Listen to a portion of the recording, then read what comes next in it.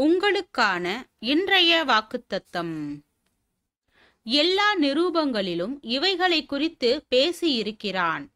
அவன் சொன்னவைகளில் சில காரியங்கள் அறிகிறதற்கு அரிதாயிருக்கிறது. கல்லாதவர்களும் உறுதி இல்லாதவர்களும் மற்ற வேத வாக்கியங்களை புரட்டுகிறது போல தங்களுக்கு கேடுவரத்தக்கதாக இவைகளையும் புரட்டுகிறார்கள்.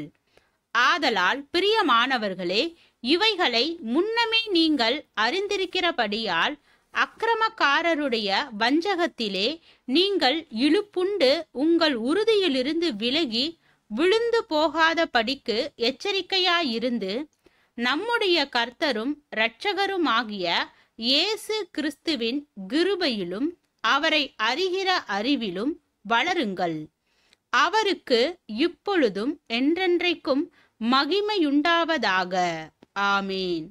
2 பேதுரு 3வது அதிகாரம் வசனம் 26, 27, 28.